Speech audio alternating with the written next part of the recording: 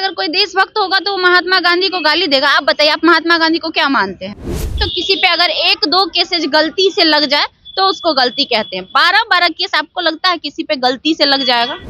एगो विधायक का सीट तो ये जीत नहीं पाया और चला है सरकार गिराने। इसकी बेवकूफी कहिए या फिर इसको कहिए, इसको कहते हैं स्टंट। संविधान को अब कोई मुंह उठा के आ जाएगा, कंगना रनावत को प्रधानमंत्री बोल देगा, जो प्रधानमंत्री के आगे पीछे घूमते रहती है, तो आप और हम मान लीजिएगा?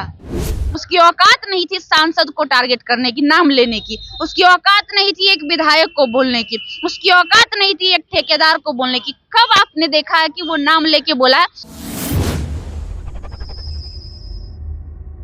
नमस्कार, मैं हूं चंद्रशेखर। आप देख रहे हैं विमर्श। देखिए, 9 महीना पहले मनीष कश्यप जेल जाते हैं और जेल जाने के बाद जब जेल से निकलते हैं तो अलग अलग प्लेटफॉर्म पर जाकर अपनी गुनाहों को कबूलते हैं और कुछ तंज भी कसते हैं। हमारे साथ सोशल एक्टिविस्ट हैं खुशबू राय, जो कि सोशल मीडिया पे काफी एक्टिव रहते हैं। इनसे जानेंगे उनको लेकर, क्या सच में मनीष कश्यप अपराध किए थे और अपराध के कारण जेल गए थे? सबसे पहली बात, अगर इंसान अपराध नहीं करे तो जेल जाना नहीं पड़ेगा, जहां तक हमारी समझ कहती है, क्योंकि संविधान और कानून किसी को ऐसे ही जेल में नहीं डालता है।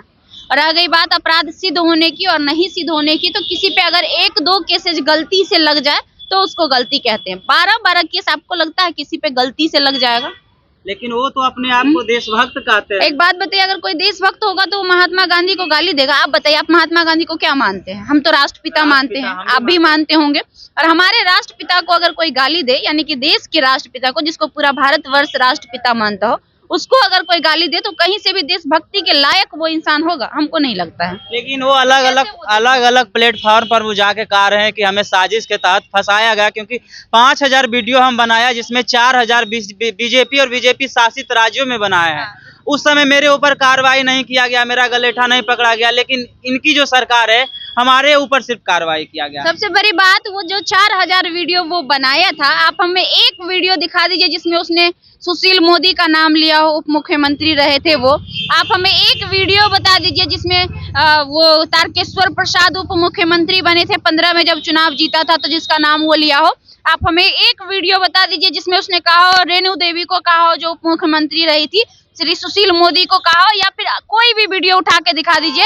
जब जब वो टारगेट करता था तो वो एक छोटे कारीगर को, यानी कि इंजीनियर, अगर रोड बना रहा है कोई तो इंजीनियर को, उसके लेबर को। उसकी औकात नहीं थी सांसद को टारगेट करने की, नाम लेने की। उसकी औकात नहीं थी एक विधायक को बोलने की। उसकी औकात नहीं थी एक ठेकेदार को बोलने की। कब आपने देखा है कि वो नाम लेके बोला है? सिर्फ और सिर्फ आरजेडी के नेताओं का नाम के अलावा आप हमें उसका एक वीडियो दिखा दीजिए 4000 वीडियो में जिसमें उसने बीजेपी के नेताओं को नाम लेके बोला है। वो तो कह ही रहे हैं ना कि आप बताइए ना। जब मंगल पांडे थे तो हम एम्बुलेंस पे चढ़ के उनके विरोध में वीडियो बनाए थे, लेकिन मजाल नहीं था कि मेरे ऊपर एफआईआर तो दूर की बात है, गला भी पकड़े। लेकिन तेजस्वी जी की सरकार, पहली बात, तेजस्वी जी की सरकार है, बार बार आप लोग कहते हैं। आप अगर ये बात कहते हैं तो बहुत तकलीफ होता है हमें, क्योंकि आप एक पत्रकार है। आप तो इस चीज को समझते हैं ना कि सरकार तेजस्वी जी का नहीं है, सरकार नीतीश बाबू का है, मतलब नीतीश कुमार जी का है। 2005 से लेकर अभी तक गृह मंत्रालय नीतीश कुमार के पास है। तो आप लोग भी अगर उसकी बोलिएगा तो गलत बात है। सरकार तेजस्वी यादव की नहीं है, सरकार तो नीतीश कुमार की। उसके कहने से क्या होगा? आप किसको मानते हैं? आप उसकी बात मानते हैं कि जो लिखा गया है, जो बना है, जो संविधान है, जो कानून है, उसको मानते हैं। हम और आप किसको मानते हैं? संविधान को। अब कोई मुंह उठा के आ जाएगा, कंगना रनावत को प्रधानमंत्री बोल देगा, जो प्रधानमंत्री के आगे पीछे घूमते रहती है, तो आप और हम मान लीजिएगा? मानिएगा कि उसको बेवकूफ समझिएगा? उसको क्या समझिएगा कि वो बेवकूफ है जो ये बात बोल रहा है कि प्रधानमंत्री तो नरेंद्र मोदी जी है, वो तो हो नहीं सकती है। अगर कोई राष्ट्रपति की बात करता है तो द्रौपदी मुर्मू जी है। अब कोई आके बोलेगा कि स्मृति ईरानी राष्ट्रपति है, तो आप मान लीजिएगा? नहीं ना मानिएगा। आप तो द्रौपदी मुर्मू को ही न मानिएगा जो उस पद पे स्थापित है, चाहे जो उस पद पे कार्यरत हैं, उसको तो नहीं मान लीजिएगा। तो इसके कहने से आप कैसे मान लिए कि तेजस्वी सरकार है? असल में तो सरकार नीतीश कुमार जी का है ना, लेकिन वो गृह मंत्रालय उनके पास है। तो आज तक आप हमें बताइए उसने कितनी बार नीतीश कुमार का नाम लिया? आप बताइए। वो कह रहे हैं कि जब तक बीजेपी में नीतीश कुमार थे तो हमारे ऊपर नहीं कुछ किया गया, जैसे ही इनके साथ आए हैं तो हमारे ऊपर कार्रवाई किया गया। जब बीजेपी में, हम आपको बता दिए ना कि जब बीजेपी में था, तब आप हमें एक वीडियो बता दीजिए जब इसने किसी विधायक को टारगेट किया हो, जब इसने किसी सांसद को टारगेट किया हो। वो छोड़ दीजिए, अभी बता दीजिए, अभी बता दीजिए। अभी ये निकला है ना, अभी मोदी जी G20 में इतना बड़ा घोटाला किया है ना, इसका औकात है तो उठाए मोदी जी पे सवाल। और अभी जैसे ये निकला है, ये जा रहा है मनोज तिवारी के पास, अक्षरा सिंह के पास, और भी कई ऐसे लोग हैं जिससे ये मिल रहा है जो बीजेपी के उससे जुड़े हुए हैं, उसके इर्द गिर्द लोग हैं। तो इससे आपको क्या प्रतीत हो रहा है? अगर ये एक पत्रकार की भांति बात करता तो ये चला जाता रवीश कुमार के पास। छोड़ दीजिए, रवीश कुमार की विचारधारा नहीं मिलती है, ये चल जाता सुधीर चौधरी के पास, ये चल जाता अंजना ओम कश्यप के पास, ये चला जाता श्वेता सिंह के पास। जो पत्रकार है, चाहे कोई भी पत्रकार हो जो पत्रकारिता से जुड़ा हुआ हो, चाहे गोदिया मीडिया का है ना, लेकिन वहाँ इसको देख रहे हैं आप जाते, आपने देखा वहाँ इसको जाते? नहीं देखा होगा। एक आध वीडियो देखे हैं, एक लोग से मिले हैं, कुछ नाम है उनका नहीं याद है हमको। बिहार झारखंड के मंच पे भी गए हैं। हाँ, तो वो तो इंटरव्यू के लिए हर जगह जा रहा है, बिहार तक में भी जा रहा है, लेकिन ज्यादातर इसकी जो रुझान है, जो झुकाव है, वो बीजेपी के नेताओं की तरफ है। शुभांकर मिश्रा जो आज तक के पत्रकार थे, उनके पास भी गए हैं, तो कैसे एक एग्जाम्पल बताए आप उसके पास गए हैं, उसके अलावा और बताइए। हम बोलने वाले थे कि एक पत्रकार के पास गया था, मुझे नाम ध्यान में नहीं था, हमने वो कहा है कि एक पत्रकार के पास अब तक इनकी तस्वीर दिखी, लेकिन उसके अलावा 10 नेताओं के पास अब तक आपको दिख गया होगा। तो क्या समझ में आता है? क्या लगता है, अलग अलग मंच पे जाते हैं, लगातार टारगेट करते हैं तेजस्वी यादव जी को, 180 दिन में सरकार गिरा देंगे, क्या लगता है? सही सरकार गिराना बहुत दूर की बात है, ये खेल नहीं है गुड्डा गुड्डी का कि कोई भी आया मुंह उठा के बोल दिया हम सरकार गिरा देंगे और सरकार गिर गया। पहली बात तो इसके बस की बात है नहीं, इसके औकात की बात नहीं, हम तो ऐसे बोलते हैं बस की नहीं, इसकी औकात की बात नहीं है सरकार गिराना और बनाना, क्योंकि सरकार गिराना और बनाना जनता तय करती है, विधायक तय करते हैं, सांसद तय करते हैं। एगो विधायक का सीट तो ये जीत नहीं पाया और चला है सरकार गिराने। इसकी बेवकूफी कहिए या फिर इसको कहिए, इसको कहते हैं स्टंट, पब्लिक स्टंट।